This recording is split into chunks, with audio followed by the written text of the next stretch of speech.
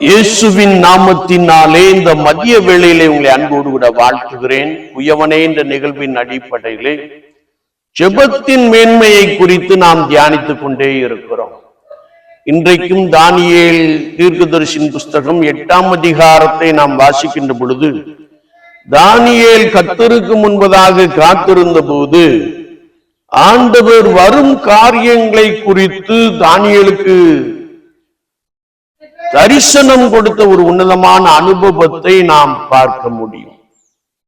இவ்வதிகாரத்தில் தானியேல் கண்ட தரிசனத்தை நாம் பார்க்கும்போது, மேதியா பாரசீக ராஜ்யம், கிரேக்க ராஜ்யம், அலெக்சாண்டர் மற்றும் ஆன்டிகோயஸ் எபிபானஸ் பற்றிய தரிசனங்களை ஆண்டவர் தானியேலுக்கு கொடுத்ததை நாம் இங்கே மிக தெளிவாக அறிந்து கொள்ள முடியும்.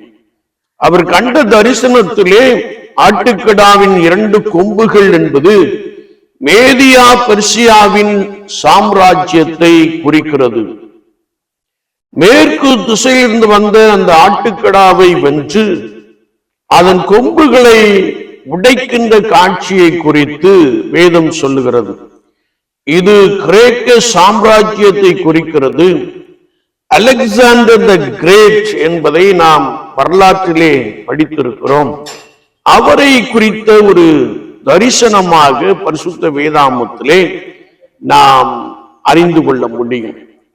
பெரிய கொம்பு உடைந்த பின்பு அதற்கு பதிலாக 4 கொம்புகள் எழுகிறது என்ற அந்த தரிசனம் அலெக்சாண்டர் த கிரேட்டுக்கு பின்பதாக கிரேக்க சாம்ராஜ்யம் 4 துண்டாக பிரிந்து செல்லுகின்ற காட்சியை வரலாறு நமக்கு நிரூபித்திருக்கிறது.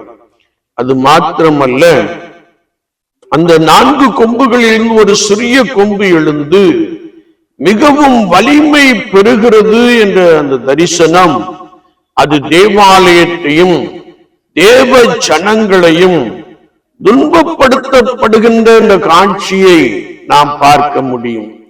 இது வரலாற்றில் ஆன்டிகோயஸ் 4வது எபிபானஸ் காலத்திலே நடந்த சம்பவங்களில், அதாவது கற்புடைய ஜனங்கள் உபத்திரவப்பட்ட சம்பவங்களை குறிக்கிறது.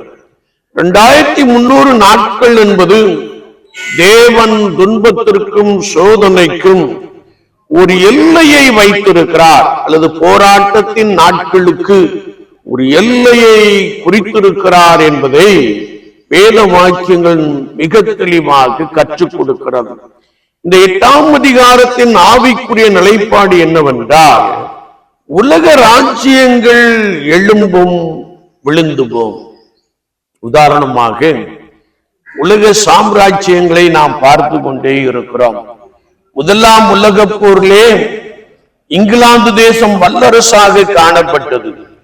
2ஆம் உலகப் போரிலே அமெரிக்கா வல்லரசாக காணப்பட்டது. 3ஆம் உலகப் போருக்கு உண்டான போரின் ஆயத்தங்கள் நடந்து கொண்டே இருக்கிறது. ஒரு சாம்ராஜ்யம் இன்னொரு சாம்ராஜ்யத்தை தங்களால் உருவாக்கப்பட்ட கருவிகளை கொண்டு அல்லது ராக்கெட்டுகளை கொண்டு அழித்துக் கொண்டிருக்கிற காட்சியை நாம் பார்க்கிறோம். 3ஆம் உலகப் போர் வருமே என்றால் ஐரோப்பா தேசங்கள் ஒருவேளை வல்லரசாக வலுப்பெறும் என்பதை இந்த போர்க்கால யுத்தங்களை கொண்டு நாம் நிதானிக்க முடிகிறது. எது எப்படி என்றாலும், இந்த உலகத்திலே உள்ள ராஜ்யங்கள் அழிந்து போகும். தேவனுடைய ராஜ்யமோ அழிவில்லாத ராஜ்யம், அசைவில்லாத ராஜ்யம், அது என்னென்றைக்கும் நிலைத்திருக்கும் என்பதை இந்த தானியேலின் புஸ்தகம் 8ஆம் அதிகாரத்திலே மிக ஆழமாக அறிந்து கொள்ளுகிறோம். அது மாத்திரமல்ல, சோதனை என்பது சில காலங்கள். எனவேதான் யோபு அழகாய் சொல்லுகிறார். யோபுவின் புஸ்தகம் 14ஆம் அதிகாரம் 14ஆம் வசனத்திலே, எனக்கு குறிக்கப்பட்ட போராட்டத்தின் நாட்கள் எல்லாம் நான் காத்திருந்தேன். ஆண்டவரை நோக்கி காத்திருக்கிறார், ஆண்டவரையே நம்பி இருக்கிறார். அவருடைய போராட்டத்திற்கு ஒரு முடிவு வந்தது.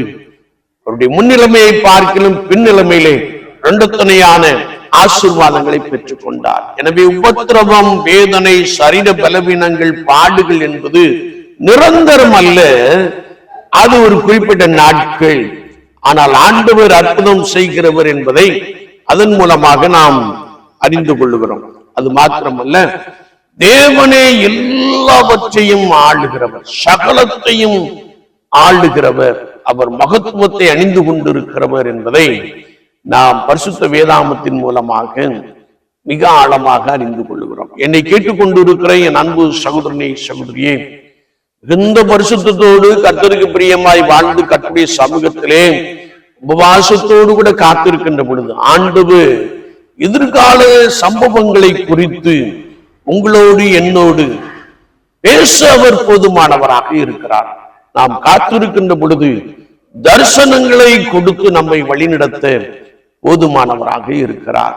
உலகத்திலே வேகமாய் ஓடிக்கொண்டிருக்கிற நாம் கர்த்தருடைய சமூகத்திலே அர்ப்பணிப்போடு கூட ஒவ்வொரு நாளும் காத்திருப்போம். ஆண்டவர் காரியங்களை வெளிப்படுத்துவார். ஆண்டவர் ஒருவரே சகலத்தையும் ஆளுகிறவர், அவர் ஒருவரே காலத்தை கட்டுப்படுத்துகிறவர், அவர் ஒருவரே எல்லாவற்றிற்கும் எல்லாம் என்பதை விசுவாச வாழ்க்கையிலே நாம் பலமாய் அறிந்து கொள்வோம். ஆமென், ஆமென்.